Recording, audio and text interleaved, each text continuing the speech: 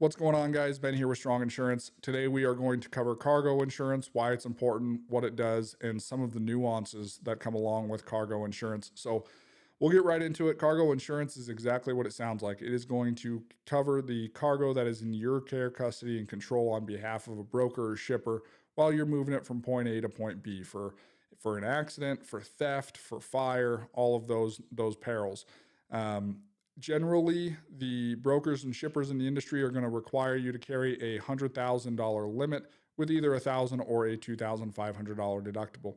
Now, obviously, you can have increased limits. One of the biggest misconceptions we see is people carry a $100,000 limit and they're picking up cargo that is consistently $150,000, $200,000 loads, whether it be implements, combines or cattle or something that's a little bit higher dollar. I would advise that if you know the value of the load you're taking and you know that value is above your cargo limit, either A, don't take that load, or B, go increase your cargo limit. Sometimes there are some carriers out there that will give you a temporary increase, or you can go get a third-party temporary increase, which is called excess. It'll sit above your existing cargo limit. So maybe you have 100,000 now, and you know you're going to be hauling a $250,000 piece of equipment. You might be able to go find a 72-hour policy to cover that additional $150,000 to get you to the $250,000 limit you need. They're not all that common, but they do exist. If you are hauling a load that's higher value than what your cargo limit is, there's potential that contingent cargo would come into play, which falls back towards the broker, but I wouldn't lean on that. I would never lean on that. I would always try to make sure that you know the value of the cargo that you're hauling and that it's less than or equal to your cargo limit. So let's talk about limits with cargo. Obviously, we just kind of covered what you should and shouldn't do as far as what limits you're carrying. Now, generally speaking, it's 100,000, 250,000, and 500,000. Now, there's only a few carriers out there that'll go above 250,000. As many of you may know, Progressive caps out at a $250,000 limit, while Berkshire Hathaway will give you up to a $500,000 limit. Now, every once in a while, we get a guy who calls into Strong Insurance, says, "Hey, I'm running pharmaceuticals, or I'm running multiple pieces of really large, high dollar equipment. I need a higher limit for either a few days, or hey, I do this all the time. I just want to keep my limit higher." We do have options here, both excess and primary, to get you layered up to whatever limit you need.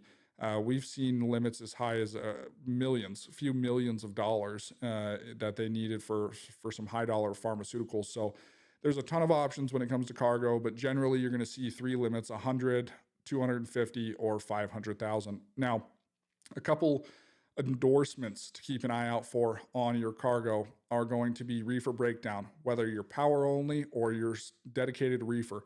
We'll start with dedicated reefer. Obviously, if you're dedicated reefer, you need to have reefer breakdown coverage. This is going to cover if you've got a load of ice cream and you got 30,000 pounds, you're sitting at a truck stop and your temp quits working, and next thing you know, you've got 30,000 pounds of melted ice cream in the back of your truck leaking all over hell.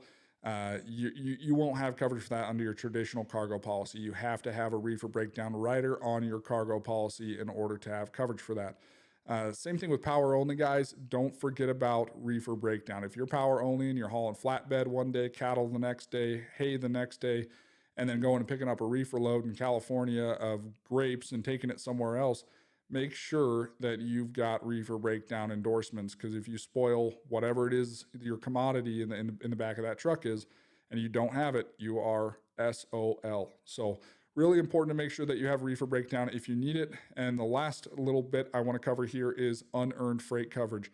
It's exactly what it sounds like. It's unearned income that would have been generated from the load that you're hauling. So if you're hauling a load from California to Maine and it's a $6,000, $8,000 load, and something happens that causes that load, you're in an accident, there has to be a covered claim first. So you're in an accident and now you can't travel. The unearned freight comes in and says, well, we'll pay the income that you should have generated from that load. So another really important coverage, generally relatively inexpensive endorsement to have, and can really save your bacon, especially if you're running long distance loads.